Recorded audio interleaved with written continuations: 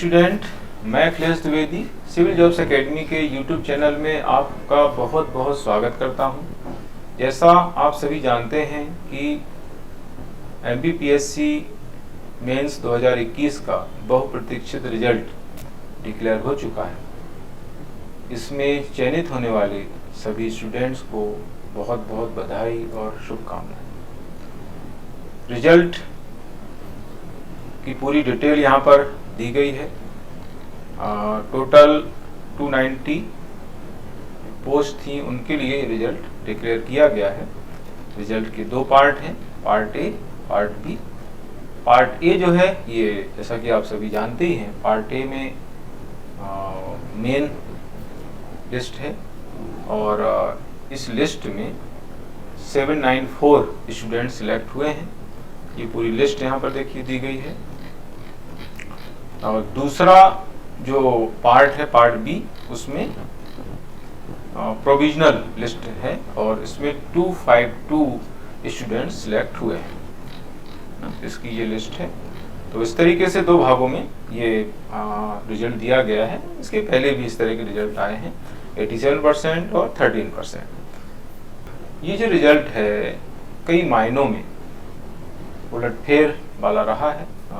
इसमें कुछ ऐसे स्टूडेंट सिलेक्ट हुए हैं जो प्रथम प्रयास में सिलेक्ट हुए हैं, पहला प्रयास था, जबकि कुछ ऐसे स्टूडेंट इसमें सिलेक्ट नहीं हो पाए हैं जो लगातार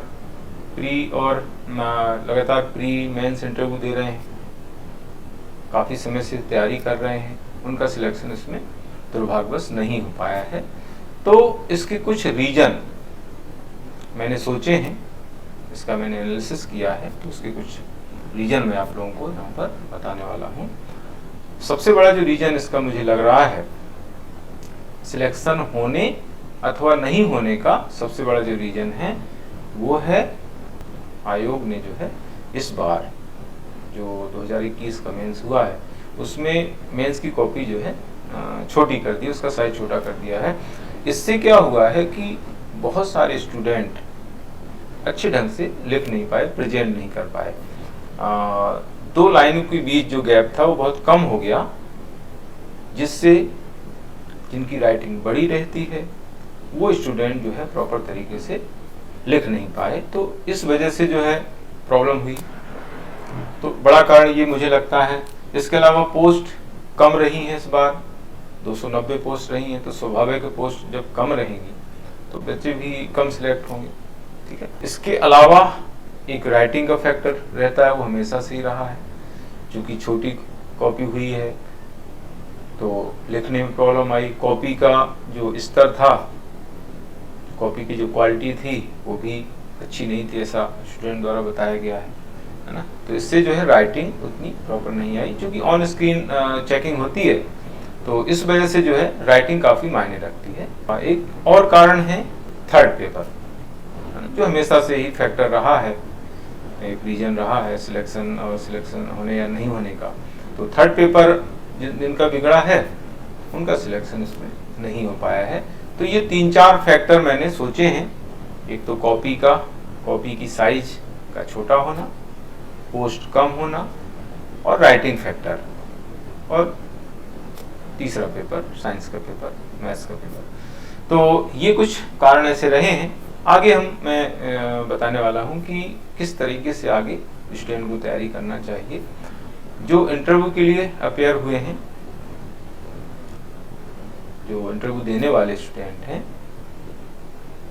उनके इंटरव्यू जो है मार्च में होने वाले हैं, यानी अगले साल मार्च में होने वाले हैं। तो मुझे ऐसा लगता है कि उनको इंटरव्यू पर अभी फोकस करने की ज़रूरत नहीं है उतनी ज़्यादा। अगर चाहें तो जो है वो थोड़ा सा करंट अफेयर्स पढ़ सकते हैं। अभी जो आगे एग्ज़ाम होने वाली हैं, दिसंबर में 2 एग्ज़ाम होना है।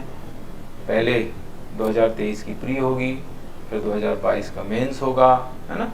तो इनको जो है फोकस उनको करना चाहिए, इनकी तैयारी करना चाहिए। और जब ये दोनों एग्ज़ाम हो जाएं फिर मार्च में उनको इंटरव्यू की तैयारी करना चाहिए। इसके पहले से जैसे ही मेंस का एग्ज़ाम कंप्लीट हो वैसे ही जो है उनको इंटरव्यू की तैयारी में लग जाना चाहिए। ऐसे स्टूडेंट जिनका सिलेक्शन दुर्भाग्यवश नहीं हो पाया है तो उनको भी डिमोटिवेट होने की बिल्कुल भी जरूरत नहीं है, क्योंकि बहुत सारे आगे एग्जाम आने वाले हैं, लगातार एग्जाम है उनके लिए, तो उन पर उनको फोकस करना चाहिए। उनके लिए खास इम्पोर्टेंट बात यह है कि उन्हें आत्म मूल्यांकन करने की भी जरूरत है। उनको आज ही ठंडे दिमाग से 2021 का जो मेंस उन्होंने दिया है उसके परफॉर्मेंस का एनालिसिस करना चाहिए। उनको रिकॉल करना चाहिए कि उन्होंने जो है किस तरह का परफॉर्म किया है, किस तरह से लिखा है। इससे उनकी जो है गलतियां पकड़ में आ जाएंगी। अगर गलतियां पकड़ में आ गई, गलती समझ में आ गई, तो उन्हें सुधार कर सकते हैं। उनकी सुधार के लिए रणनीति बना सकते हैं और उस रणनीति को आगामी जो एग्जाम्स हैं उनमें जो है उसको अप्लाई कर सकते हैं।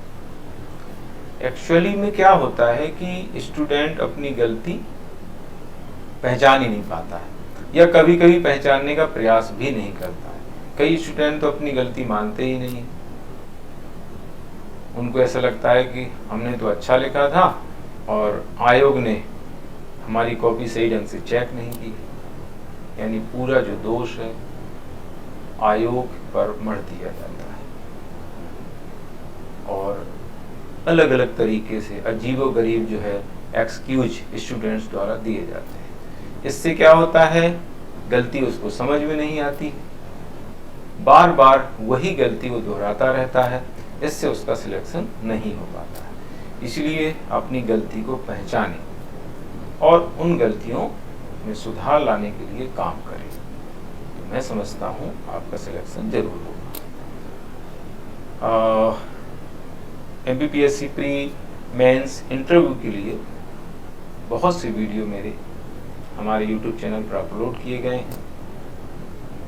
इसके साथ ही आगामी जो एग्ज़ाम्स आने वाली हैं उनके लिए भी कुछ और महत्वपूर्ण वीडियो अपलोड किए जाएंगे मेरे, तो उनको ध्यान से आप सुनें, उनको देखें, उनका मनन करें, चिंतन करें।